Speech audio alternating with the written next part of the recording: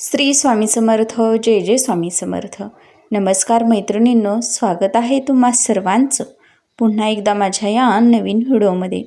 तर येत्या 2 एप्रिलला वार असणार आहे गुरुवार आणि या दिवशी आलेली आहे हनुमान जयंती म्हणजेच चैत्र पौर्णिमा. चैत्र पौर्णिमेलाच हनुमानाचा जन्म झाला आणि म्हणून ही चैत्र पौर्णिमा तिथी जी आहे तर ती हनुमानाचा जन्मदिवस म्हणून साजरी केली जात असते. जी शक्ती, भक्ती आणि निष्ठा याचं प्रतीक मानली गेली आहे. या दिवशी मारुतीची पूजा, हनुमान चालिसाचं पठण केल्यानं आपल्या जीवनातील सर्व संकट दूर होतात, विघ्न दूर होऊन ग्रहांचे दोष देखील दूर होतात. ज्यांना शनिग्रहाचा दोष असेल म्हणजेच शनिदोष आहे ज्यांच्या कुंडलीमध्ये, तर त्यांनी आवर्जून शनिदेवांची पूजा उपासना करावी.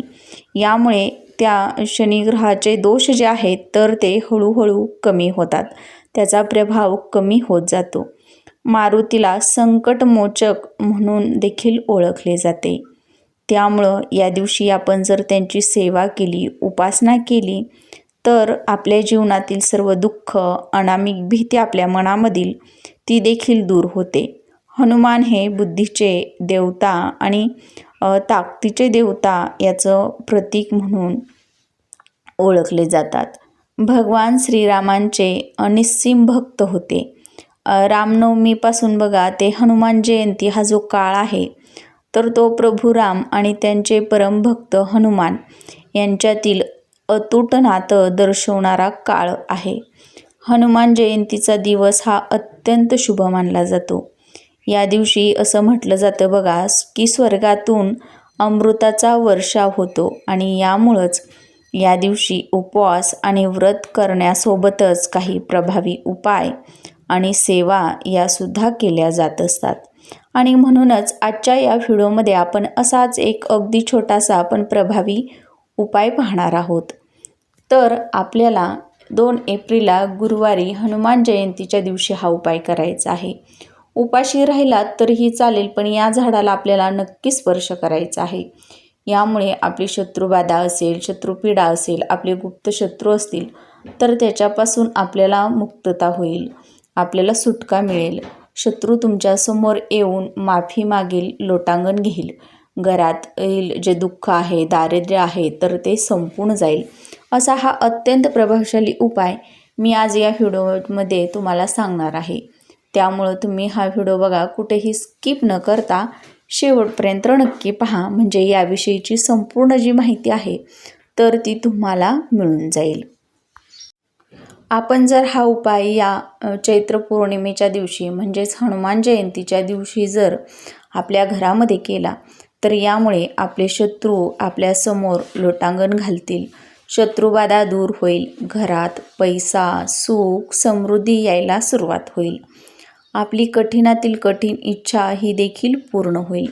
तर आपण कोणत्या झाडाला स्पर्श करायचा आहे तर बघा, आपल्या वास्तुशास्त्रामध्ये किंवा धार्मिक दृष्टीनं काही झाडांना खूप विशेष असं महत्त्व दिलं गेलं आहे आणि त्यामध्ये म्हणजे बघा त्या झाडामध्ये साक्षात दैवी शक्तींचा वास असतो आणि त्याच दैवी शक्तींचा जो आशीर्वाद आहे तर तो आपण प्राप्त करून घेण्यासाठी अशा काही खास तिथींना जर उपाय केले तर त्यांचे आशीर्वाद जे आहेत तर ते आपल्याला नक्कीच प्राप्त होत असतात.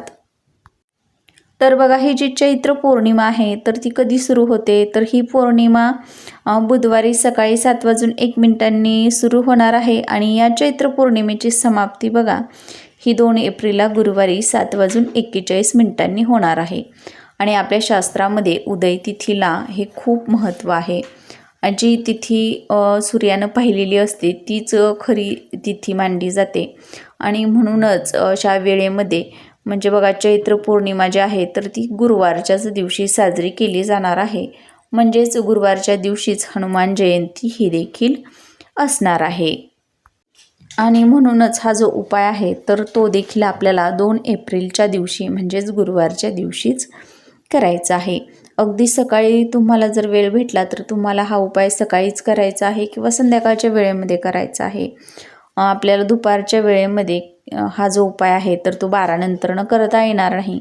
12 वाजण्याच्या अगोदरच आपल्याला हा जो उपाय आहे तर तो करायचा आहे. असं म्हटलं जातं की या दिवशी हनुमान जे तत्व जे आहे तर ते पृथ्वीवरती जागृत अवस्थेमध्ये कार्यरत असतं. आणि या दिवशी जो पण व्यक्ती भक्तिभावानं, श्रद्धेनं, निष्ठेनं व्रत करून त्यांची पूजा करतो, सेवा करतो, त्या व्यक्तीची सर्व संकट, विघ्न हे हनुमान दूर करत असतात.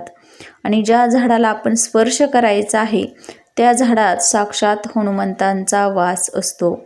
या झाडामध्ये दैवी शक्ती ही या दिवशी कितीतरी हजारो पटींनी कार्यरत असते. आणि तीच दैवी शक्तीला आपण प्राप्त करून घेण्यासाठीची जी संधी आहे ती म्हणजे चैत्र पौर्णिमेचा दिवस म्हणजेच हनुमान जयंती.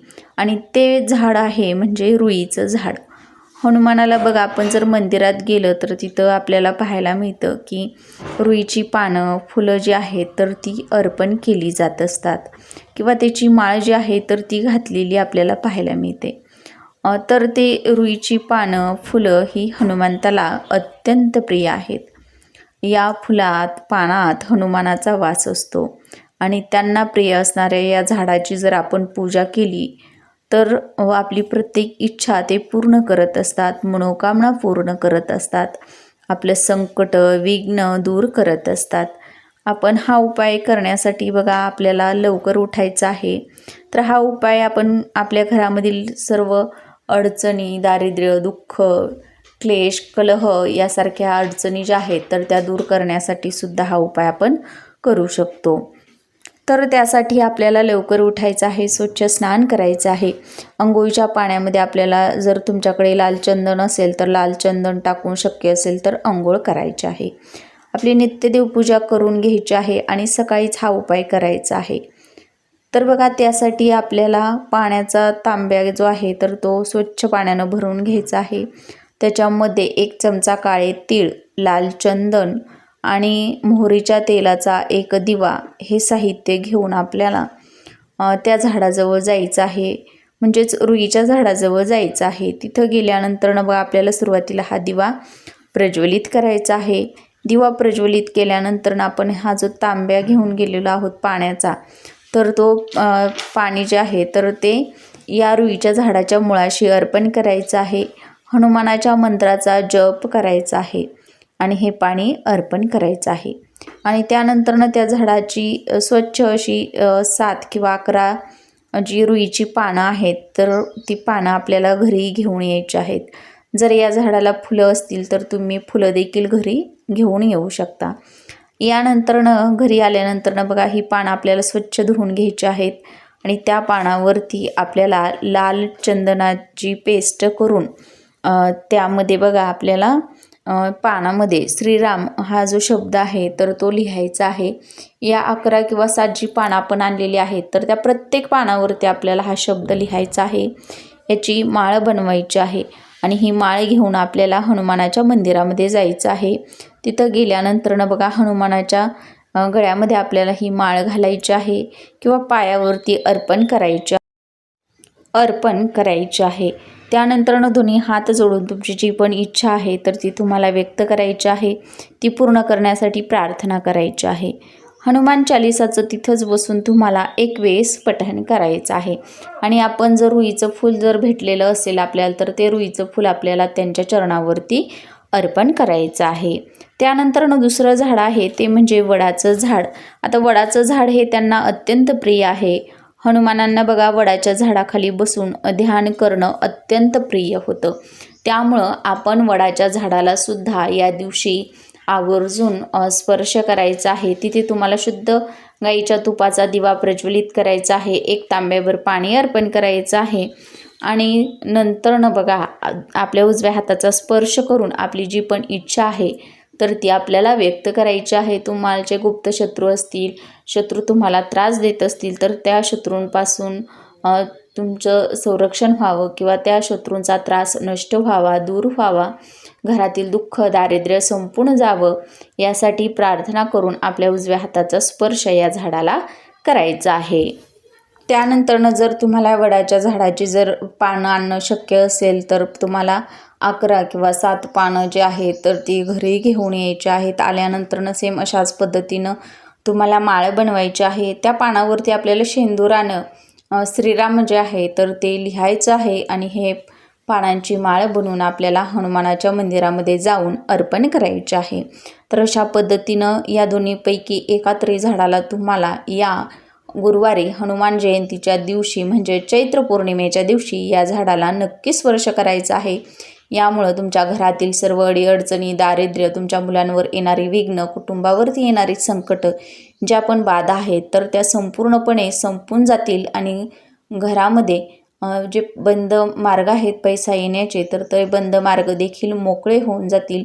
तुमची शत्रू जे असतील तर ते त्यांचा जो त्रास तुम्हाला होत आहे तर तो देखील हळूहळू कमी व्हायला लागेल. माहिती आवडल्यास लाईक करा, शेअर करा आणि चॅनलवर नवीन आला असाल तर प्लीज चॅनलला सबस्क्राईब करा.